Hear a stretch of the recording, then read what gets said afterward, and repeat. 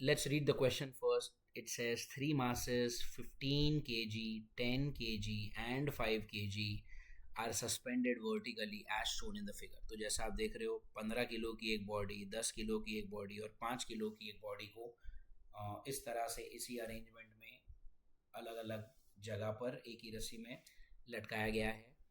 Are suspended vertically as shown in the figure. If the string attached to the support breaks and the system falls freely, यहाँ से अगर इस रस्सी को काट दिया जाता है या फिर मान लो चलो ये रस्सी कट जाती है यहाँ से, let's say look at this. अब अगर ये रस्सी कटी तो जैसे ही ये रस्सी कटेगी ऑफ कोर्स ये पूरी चीज़ नीचे गिरने लगेगी. नीचे गिरने लगेगी मतलब ये नीचे के तरफ एक्सेलरेट होने लगेगी.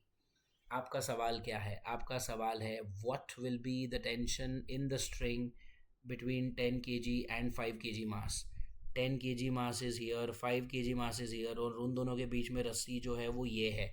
इस रस्सी के ऊपर क्या टेंशन होगा, ये आपका क्वेश्चन है. ठीक है. Now let's try to understand the question. आप ये सोचिए जब भी कोई भी चीज़ इस तरह से ऊपर या नीचे एक्सेलरेट होती है उस वक्त हम क्या पढ़ते हैं कि देयर आर थ्री केसेस. अगर बॉडी पे लगने वाला एक्सेलरेशन ज़ीरो है तो आप लिख देते हो कि भाई ऊपर वाला टेंशन और नीचे वाला mg दोनों एक जैसा है. अगर बॉडी नीचे एक्सेलरेट हुई तो आपका g इफेक्टिव बनता है g माइनस ए और आपका टेंशन होगा m times g minus A. और अगर बॉडी आपका ऊपर एक्सेलरेट हुआ तो आपका t बनेगा m times g plus A. Correct. We know these three cases, we have done a lot of questions on the same type. तो वापस एक बार, एक्सेलरेशन ज़ीरो है तो G effective is just G. Acceleration नीचे है तो G effective is G minus A. और अगर एक्सेलरेशन ऊपर की तरफ है तो G is equal to G plus A. Correct.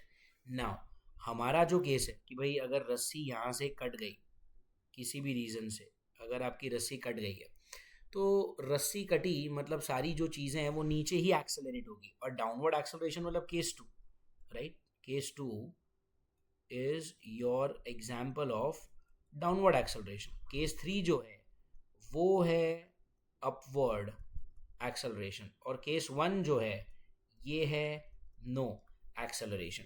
We are talking about downward acceleration and downward acceleration is tension is equal to m times g minus A. तो हमने यहाँ पे लिख दिया कि भाई tension is equal to m times g minus A. Now you understand one thing, जैसे ही रस्सी को आप यहाँ से काटते हो या रस्सी खुद ब खुद टूट जाती है, ये जो पूरी चीज़ें हैं ये तीनों के तीनों ब्लॉक वो नीचे एक्सेलरेट तो करेंगे but this is called as free fall. And remember that free fall is a special case of downward acceleration where a is equal to g. okay, free fall में आपकी बॉडी का acceleration gravity के acceleration के बराबर ही होता है. तो आप यहाँ पर a के बदले g डाल देंगे और जैसे ही आप यहाँ पर a के बदले g डालेंगे g minus G that will become zero. तो आपकी रस्सी पे लगने वाला टेंशन हो जाएगा zero and zero is option D. okay, so that's how you solve the question.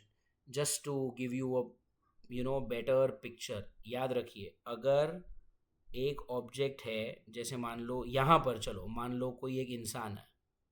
ठीक है. अब इस इंसान को अगर ग्राउंड पे आना है ना तो बहुत सारे तरीके हैं. इंसान अगर ग्राउंड पे आता है, चलो दो तरीके के बारे में बात करते हैं.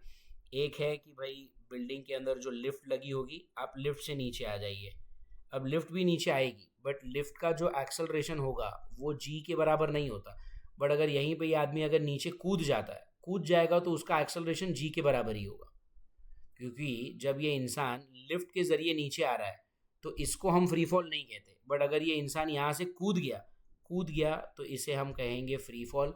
और आप ये याद रखिए free fall is a special case of course the downward acceleration where your acceleration is equal to g. okay, your acceleration is equal to g and if your acceleration is equal to g तो आप यहाँ पर g डाल दीजिए और g minus g will become zero. तो आपके रस्सी पे लगने वाला टेंशन हो जाएगा zero and tension is zero. That is nothing but option D. I hope this question is clear class. Thank you.